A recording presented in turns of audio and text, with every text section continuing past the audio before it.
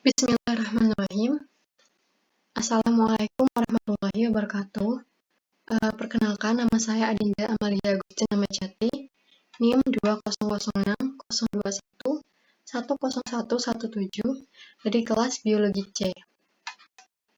Di sini saya akan mempresentasikan mengenai bangsa Arab sebelum Islam, yaitu seperti keadaan sosialnya, budaya, ekonomi, dan presentasi ini merupakan tugas dari mata kuliah Sejarah Peradaban Islam. Baik, pertama-tama saya akan menjelaskan mengenai bangsa Arab. Bangsa Arab merupakan bangsa yang menempati Jazirah Arabia. Sejarawan membagi kaum-kaum bangsa Arab menjadi 3 kelompok. Kelompok pertama yaitu Arab-Maidah. Arab-Maidah kaumnya sejarahnya tidak dapat dilacak karena telah punah, seperti kaum Ad, Thamud, Tasen, Judais, Amlak, Jurham, dan lain-lain. Yang kedua yaitu Arab Aribah. Arab Aribah ini dapat juga disebut dengan Arab Katania karena berasal dari keturunan Ya'qub bin Yasjud bin Qatan. Mereka bertanah di Yaman dan kabilah-kabilah mereka yang terkenal yaitu Jurham dan Ya'ram. Nah, dari Ya'ram terbentuk kaum Sahlan dan Himyar. Ketiga, ada Arab Musta'ribah. Arab Musta'ribah juga bisa dikenal dengan Arab Katania. Kaum ini berasal dari keturunan Ismail. Hal itu karena Jurham yang berasal dari katanya mendiami Mekah dan tinggal dengan Nabi Ibrahim alaihissalam dan ibunya, yang kemudian Nabi Ibrahim alaihissalam dan putranya mempelajari bahasa Arab dan menjadi cikal bakal suku Quraisy yang tumbuh dari suku Ibnu Qatan dan suku lainnya. Nah, dari kelompok ini kan ada yang tidak dapat diketahui sejarahnya.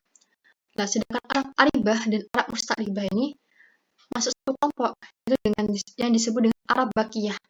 Arab Bakiyah artinya suku Arab yang masih lestari.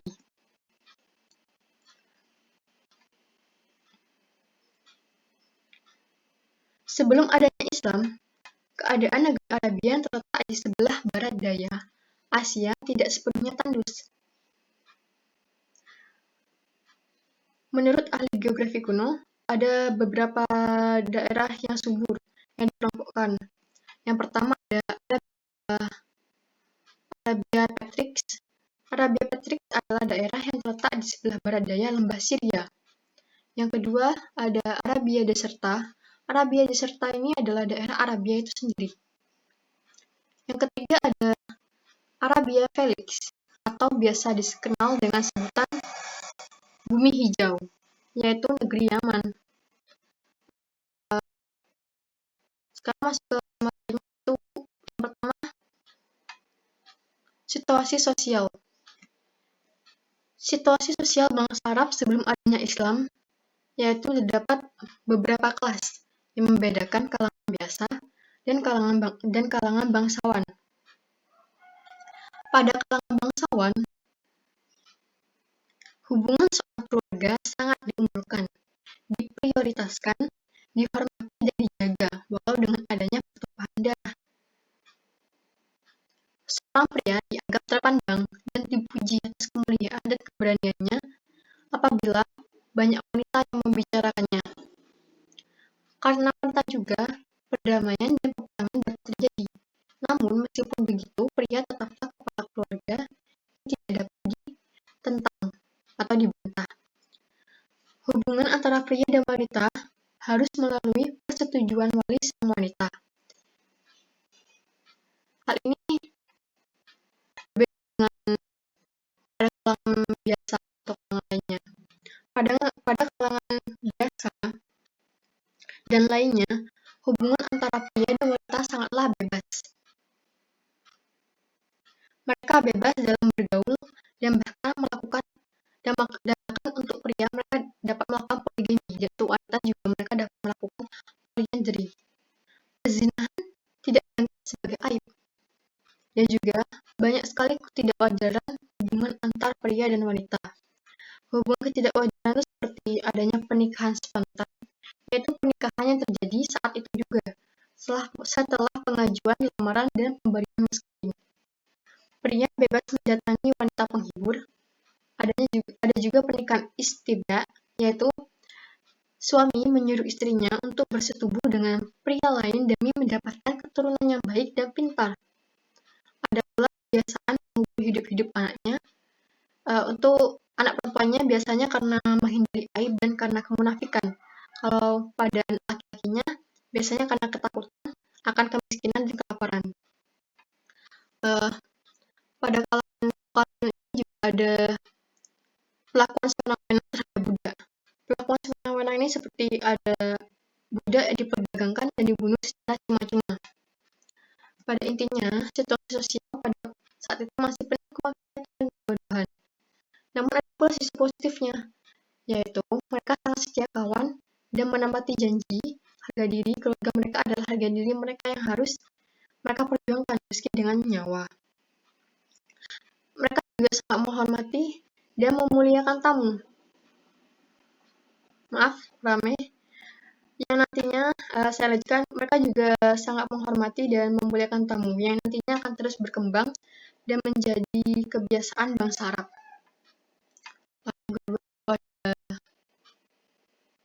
Budaya dan kepercayaan.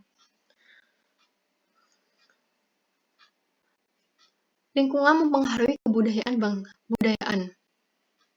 Pada saat itu bangsa Arab tidak memiliki budaya bermukim karena lingkungan mereka hidup di sekitar sumber mata air.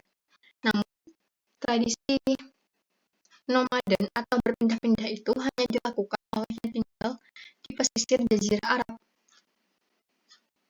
Ungkapan artistik sulit diungkapkan dalam keadaan nomaden karena kurangnya sumber daya pada waktu pekerjaan, sehingga disalurkan melalui bahasa, yaitu dalam bentuk syair.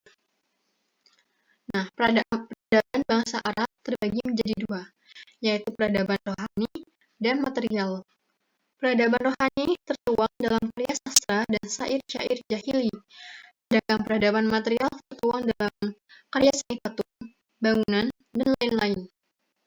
Selain itu, bangsa Arab memiliki tradisi menghafal. Tradisi menghafal atau tradisi lisan ini dirasa lebih menghormati dalam mengingat suatu peristiwa. Tradisi lisan dibagi menjadi dua, yaitu al-ayam, hari penting. Maksud hari-hari penting ini seperti ada peperangan dan lain-lain. Dan al-ansab, silsilah atau keturunan. Nah, kepercayaan yang paling banyak diikuti pada saat itu adalah paganisme, yaitu menyembah berhala. Mereka juga percaya terhadap pengundian menggunakan anak panah, percaya terhadap ramalan. Mereka juga suka berjudi, minum minuman keras, dan tradisi menguburkan anak mereka untuk menghindari kemiskinan dan mengurangi jumlah penduduk. Pada awalnya, kepercayaan dibawa oleh Nabi Ibrahim dan Ismail yaitu kepercayaan Hanif, bukan kepercayaan yang mengesahkan Allah. Namun semakin berkembangnya waktu, ajaran tersebut disalahartikan, seperti adanya menyembah Ka'bah dengan mengelilinginya. Baik, selanjutnya yaitu ekonomi. Nah, perlu diketahui bahwa bangsa Arab memiliki keunggulan di bidang perekonomian, khususnya dalam pertanian dan perdagangan. Dalam aspek pertanian, mereka sudah mengenal dan menggunakan alat pertanian semi-modern, seperti menggunakan mereka juga menggunakan hewan sebagai pembawa air dan penarik gajah, mampu membangun sistem irigasi, menggunakan pupuk dan melakukan penyilangan tanaman untuk mendapatkan produk unggul. Mereka juga mengenal sistem sawah tanah, seperti cara membagi hasil dengan pemilik tanah dan penggarap. Sedangkan dalam aspek perdagangan yang dilakukan pada saat itu sudah meluas, karena dilakukan bukan hanya dengan sesama Arab, namun juga dengan non-Arab. Mereka sudah melakukan kegiatan ekspor dan impor sejak 200 tahun sebelum kemunculan Islam. Kemajuan di bidang perekonomian ini dibuktikan dengan perdagangan yang telah dilakukan oleh pedagang yang berasal dari Arab Selatan dengan Yaman. Selain dengan Yaman, bangsa Arab juga melakukan perdagangan dengan Afrika, Persia, Asia Selatan, dan Cina. Perdagangan yang mereka lakukan yaitu tentang minyak wangi, buah kismis, logam, batu mulia, dan sebagainya. Perlu diketahui bahwa Mekah memiliki peran strategis sebagai jalur persilangan ekonomi internasional. Uh, Meskipun pada masa itu perekonomian bangsa Arab maju, tidak sedikit pula orang-orang yang menjadi penyamun atau perampok. Para ahli juga menyebutkan bahwa sistem pertanian dan perdagangan bangsa Arab tidak memiliki keadilan yang menyebabkan adanya kesenjangan sosial. Bahkan seorang ilmuwan orientalis asal Britania Raya yang bernama Nicholson berkata bahwa Arab pada saat itu adalah bangsa yang hedonis atau bangsa yang mementingkan kepentingan duniawi. Selanjutnya yaitu politik. Nah, dalam keadaan politiknya sendiri, mereka membentuk kabilah-kabilah atau suku. Kabilah ini merupakan pemerintahan kecil yang asas eksistensi politiknya adalah kesatuan fanatisme. Kabilah dilandasi dengan ikatan darah. Oleh karena itu, pemimpin kabilah dilanjutkan oleh silsilah keturunan.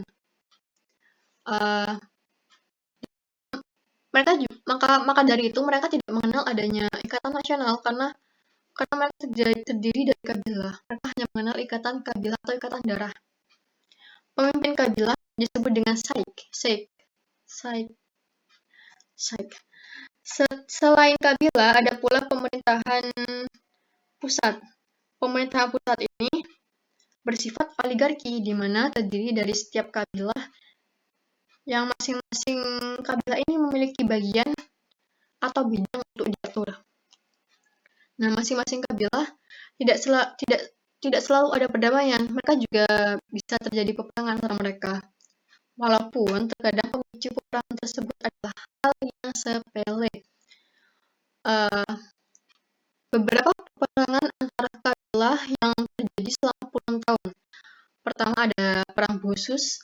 Perang Busus ini terjadi antara kabilah Bakar dan kabilah Taklib selama 40 tahun karena pemicunya yaitu seekor unta.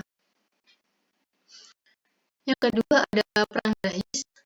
Perang ini terjadi antara pimpinan suku Al-Ghubarah dan suku Dahis selama 40 tahun yang dipicu karena beberapa perselisihan kecil. Yang ketiga ada Perang Fujar. Perang Fujar ini terjadi sekitar 268 tahun sebelum Nabi Muhammad diutus menjadi Rasul. Biasanya perang tersebut berlangsung pada masa Ukas, yaitu pada bulan haram. Nah, kesimpulan dari bangsa Arab pra-Islam atau bangsa Arab sebelum adanya Islam atau biasa lebih mudah dikenal sebagai bangsa Arab pra-Islam merupakan bangsa yang masih dalam masa jahiliyah. Jahiliyah ini artinya kebodohan. Namun bukan artinya mereka bodoh. Mereka adalah kaum yang cerdas. Tapi mereka ini kebodohan dalam hal ini yaitu musyrik, yaitu menduakan Allah, penuh kemaksiatan. Mereka juga percaya ramalan dan keburukan lainnya. Dalam kemaksiatan ini dapat dilihat dari keadaan sosial, budaya, politik, dan ekonomi. Di segala bidang tidak luput dari kemaksiatan. Namun meskipun begitu, mereka untuk hubungan persaudaraan mereka patut diacungi jempol karena mereka sangat menjunjung tinggi persaudaraan.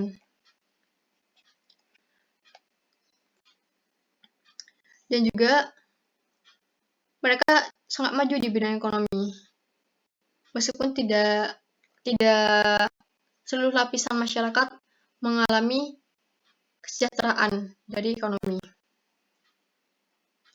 Sedangkan di bidang budaya mereka unggul dalam lisan, yaitu syair. Karena pada saat itu kan bangsa Arab memiliki tradisi menghafal, sehingga syair-syair mereka sangat terkenal hingga sekarang.